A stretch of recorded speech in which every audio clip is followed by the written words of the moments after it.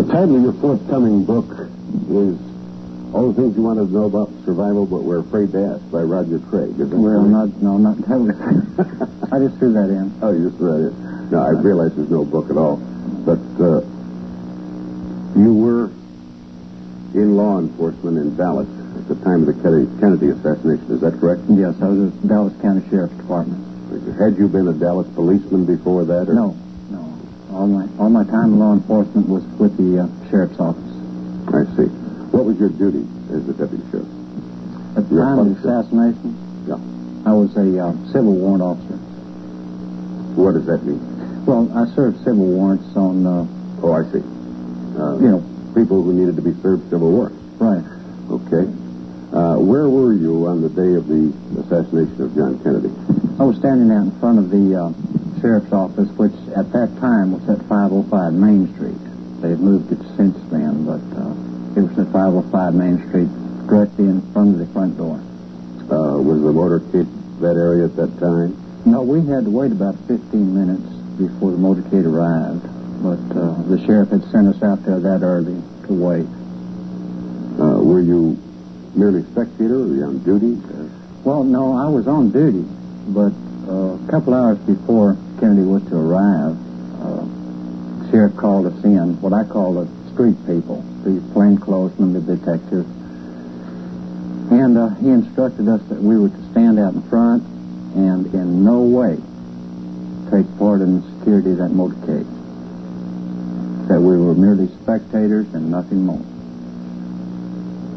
Did that seem unusual to you?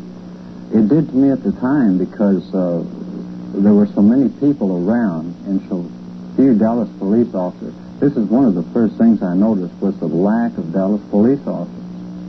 Try to keep the people back. And my first thought would have been to have some kind of line of police protection there to keep people back out of the streets. And you actually felt this at that time, this is not retrospect? No, this is something that I just sensed. You pick up a certain instinct when you've been with a law enforcement agency for any time. You pick up a certain instinct of something that is not there that should be. What kind of a guy was Roger Craig then? Was he interested in politics? Not really. I voted. I was a registered Democrat, still am. And not really interested in politics, more interested in my job, my family. How did you feel about John Kennedy? He was the president and that was it? Or? No, I personally liked him. I had listened to some of his speeches, and I personally liked him. I can't go into any detail as to why. I'm not that much connected with politics, but I personally liked the man. What sort of life did you lead then? You did your job and you went home at night and did normal things, or did you have... spent the evening with the family and played with the kids, you know.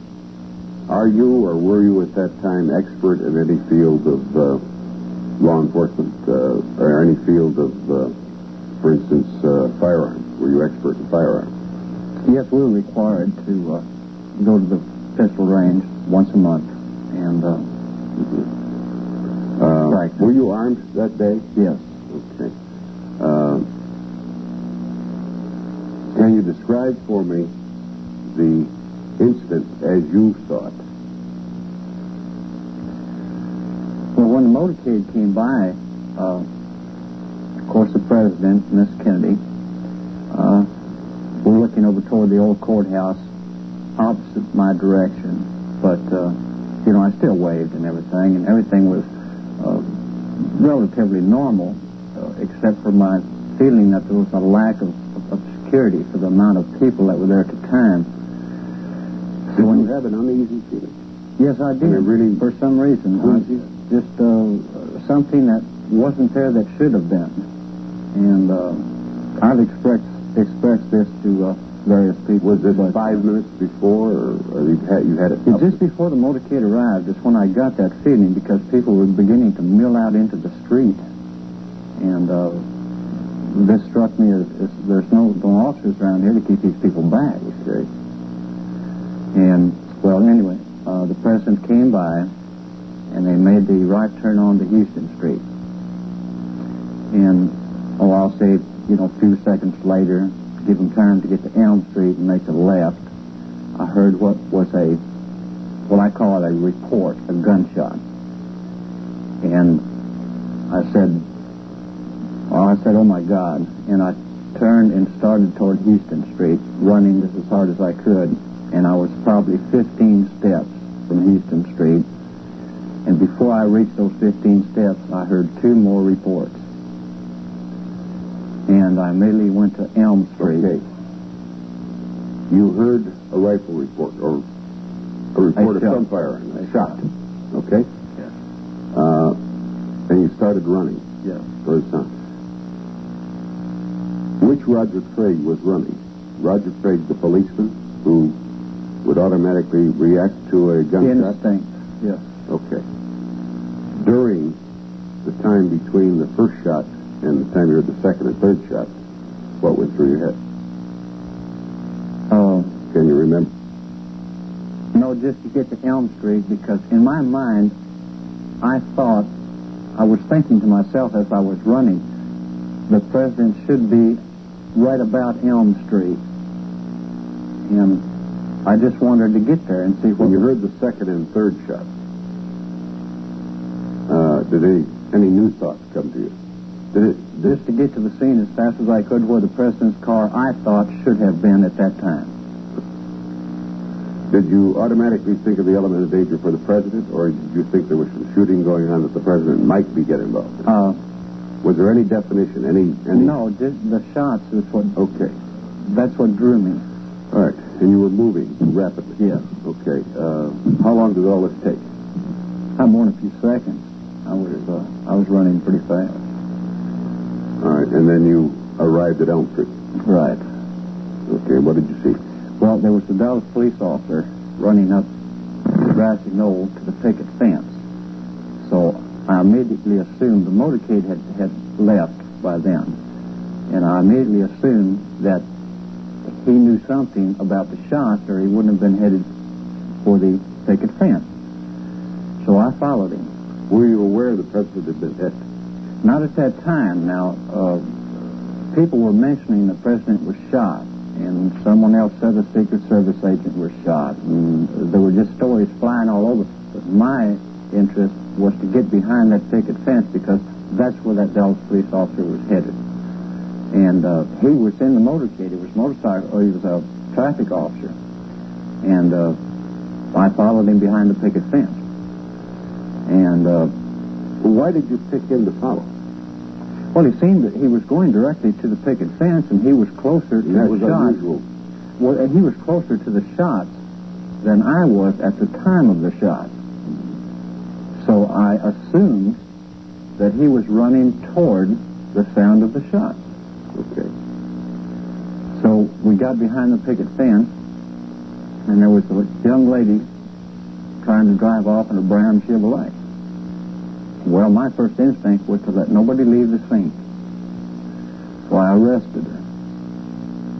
And I turned her over to another deputy, who took her to the sheriff's office for interrogation. And then I began canvassing the area for witnesses, anybody who saw or heard anything. And people were milling all around by that time behind the picket fence, and it was total chaos. Nobody knew where they were going. You knew, of course, by this time that the president had been shot and they'd taken him to... I was reasonably sure. People were saying he was hit, and, so I was reasonably sure. So I began canvassing anybody that heard or saw anything. You were doing this, of course, all on instinctive and by your own volition? Yes. Nobody had given you an official order yet? No. Nobody had said, get out there and get some witnesses or anything else? How long did you work in that area? I worked in that area for, probably 7, 8 minutes, maybe, something like that, until I ran on to Mr. and Mrs. Arnold Rowland. Now, Mr. Rowland told me that 15 minutes before the motorcade arrived, he saw 2 men on the 6th floor of the school book depository. Now, one was a white male, in the east corner of the 6th floor with a rifle. The other one was a colored male at the west end of the 6th floor, pacing back and forth. Where was he? He was standing on the grassy knoll where he had a clear view of the 6th floor. Does normal vision allow that accurate vision? Oh, yes. That accurate a scene? Sure. From the grassy knoll to the 6th floor of the school? Sure. And he could make out... From his position, he was at the top of the grassy knoll, so he was probably 25 or 30 yards from the 6th floor. I see. So, okay. And then... he told you that he had seen that 6 or 7 minutes before the motorcade? No, 15 minutes. 15 minutes. 15 minutes before the motorcade. So I asked him why he didn't report it. And he told me that he thought they were Secret Service agents on guard, which seems reasonable for a layman to think, you know. But he said he looked back a few minutes later. This was still before the motorcade arrived. The colored male was gone, but the white male was still on the 6th floor with the rifle. And I escorted him to the sheriff's office, turned him over to another officer so they could take him inside and interrogate him and his wife. Then I went to the south side of Elm Street to look for any signs of any bullets striking the curb or the street or anything. By this time, it had been established that the president had been shot. And Deputy Sheriff Buddy Walters joined me at that time. And you also knew at that time that Governor Connolly had been shot. You knew the full incident by this time. Pretty well the story of what happened. We didn't know the extent of it, of the injury. Okay. You had heard 3 shots. Yes. You knew that 2 people had been hit. Not knowing how many times, of course. So you assumed there had to be a number of firings? Yes. Okay. This prompted you to look for spent bullets or something, huh? Not especially spent bullets as marks on the streets of the curbs where the bullets, some of the bullets may have missed, and we could determine the direction of the shot by that time. But Buddy Walters joined me about that time. That's normal investigative procedure? Yes. Okay. Yes. Now, this was 12 to 14 minutes after the first shot. So everybody was coming to the scene of the shooting, which is normal. You know, people are just that way. But as I was searching the south curb of Elm Street, I heard a shrill whistle. And I looked up. It just drew my attention. It was coming from across the street. And there was a light green Rambler station wagon driving real slow west on Elm Street. And the driver was leaning over to his right, looking up at a man running down the grass. So I immediately tried to cross the street to take these 2 people into custody for questioning. Just, you know, everybody else was coming to the scene. These were the only 2 people leaving. And this was suspicious in my mind, you know, at the time. So I wanted to talk to them. But I couldn't get across the street because the city officer who was stationed at Houston and Elm had left his post, and the traffic, you know, was so heavy I just couldn't get across the street to him. But I did get a good look at the man coming down the grassy knoll. And he got into the station wagon, and they drove west on Elm Street. So I went from there directly up to the school book depository building. And I asked for anybody in charge of the investigation of the shooting or anybody working with the investigators. And the gentleman told me that he was with the Secret Service and he would be glad to take my information. And I told him about the man coming down the hill, getting into the Rambler station wagon and driving off.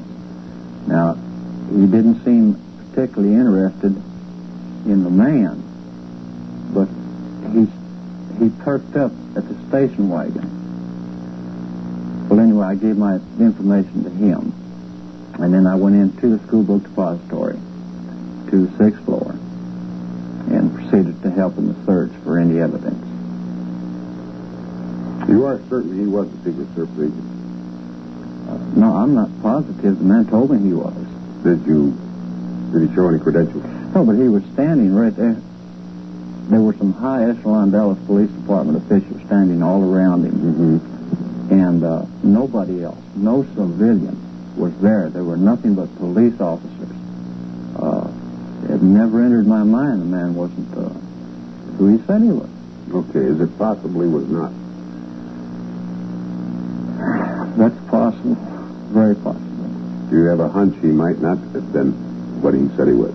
I have seen his picture since then, and he is not. Okay. What agency is he with? I don't know. I don't know what agency he's with. Do you think he is with a government agency? I don't know that either. That'd be pure speculation on my part. Okay.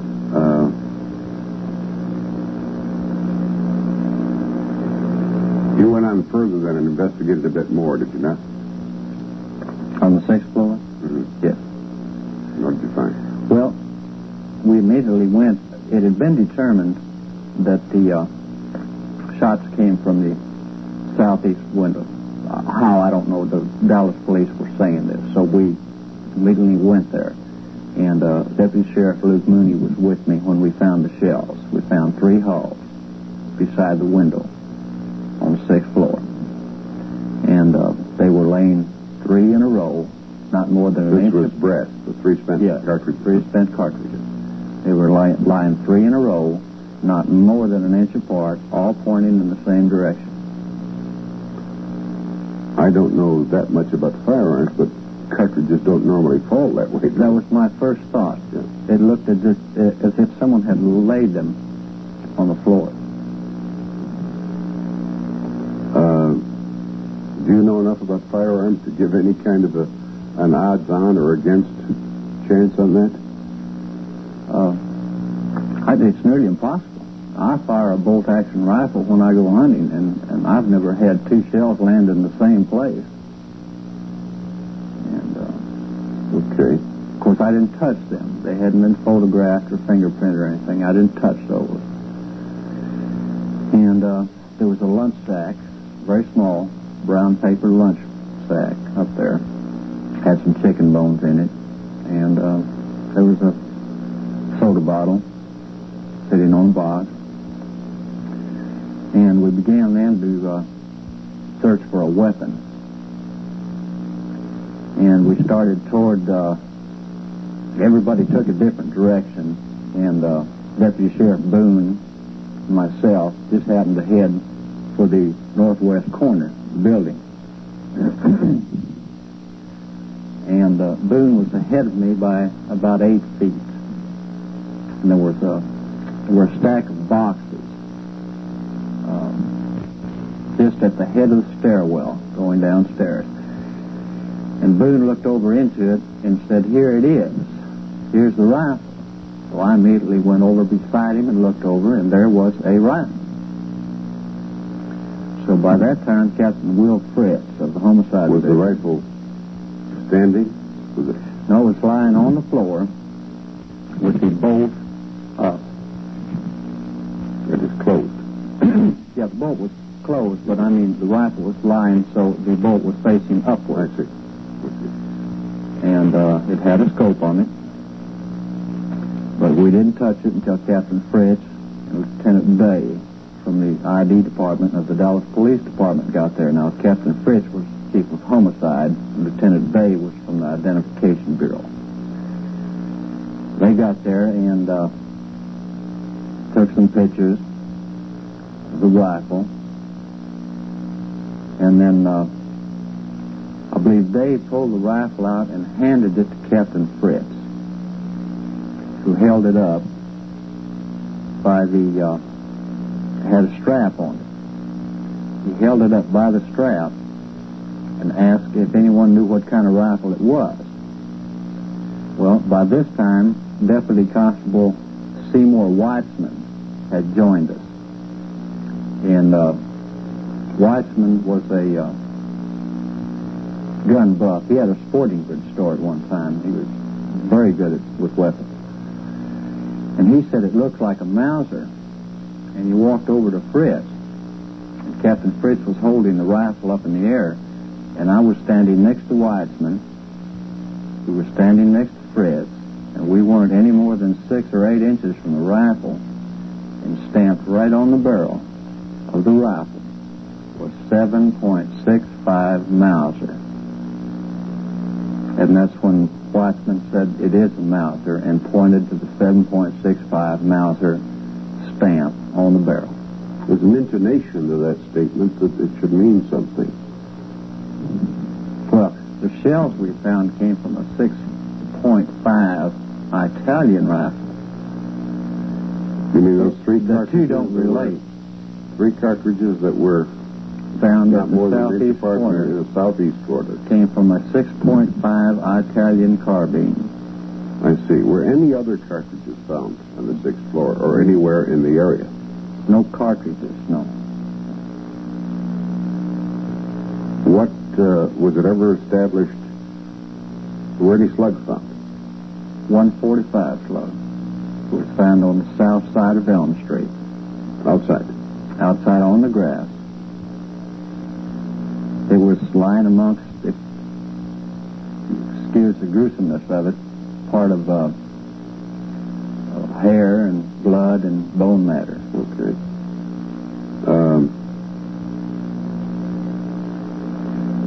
You then believe that, well, it's obvious the rifle and the cartridge are not connected. They couldn't have been fired from. They don't relate. Is it possible that there was an Italian rifle that was taken away? It'd be speculation on my part. Anything was possible on that day. Okay.